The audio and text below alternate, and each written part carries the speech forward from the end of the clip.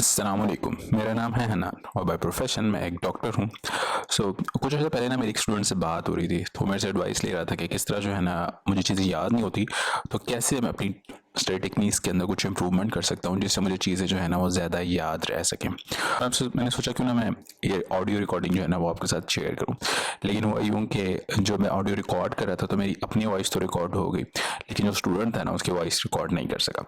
अब जो आपको ये पूरी ऑडियो होगी ना, इसके अंदर आपको सिर्फ मेरी ही आवाज़ सुनाई देगी और स्टूडेंट की आवाज़ नहीं सुनाई देगी। चलते हैं सुनने।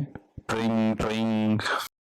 एक्टिव रिकॉल का मतलब यह है कि आपने जब भी अपने दिमाग से इंफॉर्मेशन निकालने की कोशिश करोगे वो एक्टिव रिकॉल हो जाएगी। चाहे वो आप नोट्स बनाते वक्त करो, चाहे वो आप रात को सोने से पहले करो, चाहे आप थोड़ी सी भी इंफॉर्मेशन निकालो, तब वो एक्टिव रिकॉल हो जाएगी। ठीक है, वो कोशिश जो होगी ना वो एक्टिव रिकॉल के अंदर आएगी। ठीक है, अगर उसके बाद आप उसको ज़्यादा बेहतर करना चाह रहे हो, तो फिर जो सी इन्फॉर्मेशन आपको नहीं आती ना, आप उस इन्फॉर्मेशन को देखो कि मुझे कौन सी इन्फॉर्मेशन नहीं आई है, बुक खोल के देख लो।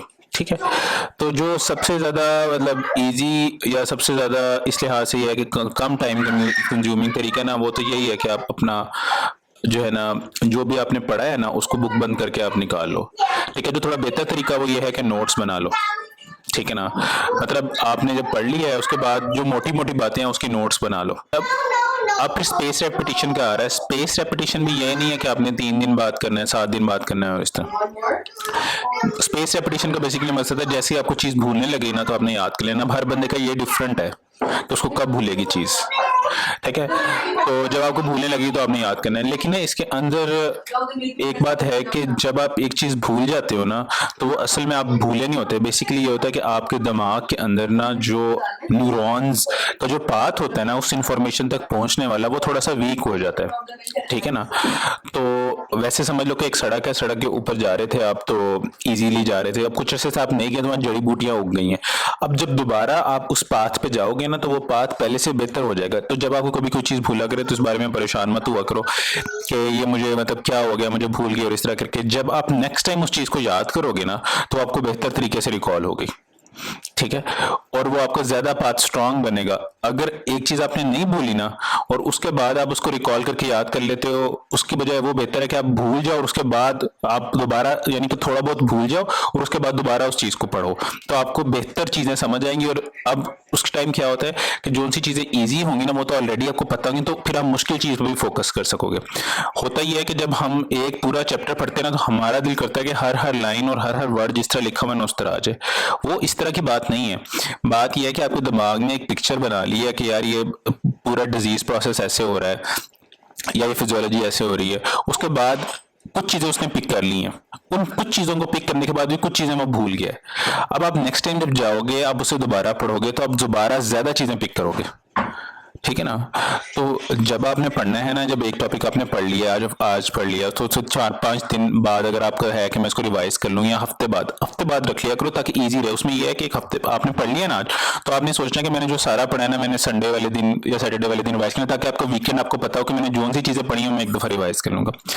अब आपने वीकेंड को वो पढ़ा है, तो अब आपने जब आपने वीकेंड में पढ़ा है तो आपने देखा कि यार मुझे कुछ चीजें भूल गई, तो बजाय इस बात के परेशान होने के लिए, परेशानी नहीं लेनी, आपको कुछ ना कुछ टॉपिक के बारे में याद होगा, आपको दिमाग फेमिलियराइज भी होगा उस टॉपिक से, तो अब की बार वो ज्यादा फोकस करेगा। ठीक है, तो नेक्स्ट टाइम जब आपने महीने बाद उसको रिवाइज करना है तो महीने बाद जो है ना फिर आप दोबारा कुछ ना कुछ आपको भूला होगा, लेकिन पहले से आपको बेहतर याद होगा। अब जब आपको भूला होगा तो फिर आपकी और चीजें बेहतर होंगी।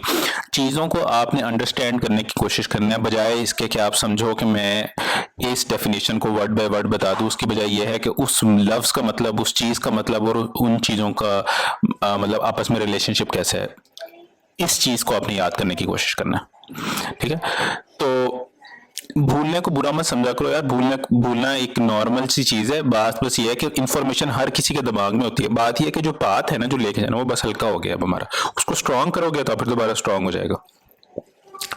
ठीक है, अच्छा, और उसके बाद जब आप पढ़ रहे होते हो तो कोशिश किया करो कि एक सब्जेक्ट की बजाय जो है ना सब्जेक्ट्स को मिक्स करके पढ़ा करो। ठीक है ना, ठीक है, जैसे मतलब अगर आप एनाटमी पढ़ रहे हो तो बायोकेमिस्ट्री के साथ थोड़ा सा मिक्स करके उसको पढ़ा करो, यानी कि एनाटमी पढ़ रहे हो ना तो सिर्फ आज का दिन एनाटमी के लिए ना रखा करो। जब आप एक तरह की इन्फॉर्मेशन को याद करोगे ना तो वो इन्फॉर्मेशन आपके दिमाग से ज़्यादा जल्दी जो है ना वो दफन होती रहेगी दिमाग के अंदर, वो वापस नहीं आएगी। बजाय इसके कि आप थोड़ी सी एनाटमी पढ़ो, उसके बाद थोड़ा सी बायोकेमिस्ट्री पढ़ो, थोड़ी सी फिजियोलॉजी पढ़ो, इस करके चीज़ें मिक्स करोगे ना तो आप उसको बेहतर तरह से ना चीज़ को मतलब आपको याद रहेंगी, एनाटमी की भी, बायोकेमिस्ट्री की भी और फिजियोलॉजी की, और तब तो आप बोर भी नहीं होगे, आप देखोगे तो आप ज़्यादा पढ़ सकोगे, टाइम ड्यूरेशन भी आपका लंबा हो जाएगा पढ़ने में। ठीक है, और आखिरी चीज़, जो चीज़ आपको याद करने में सबसे ज़्यादा हेल्प कर सकती है ना वो है आपका क्वेश्चन सॉल्व करना।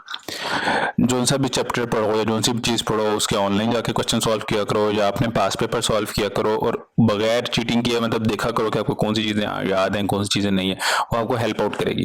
ठीक है, हाँ हाँ ठीक है। इसके अलावा कुछ और पूछना है? चलो सही है, ठीक है, ओके, अपना ख्याल रखना, अल्लाह हाफिज़।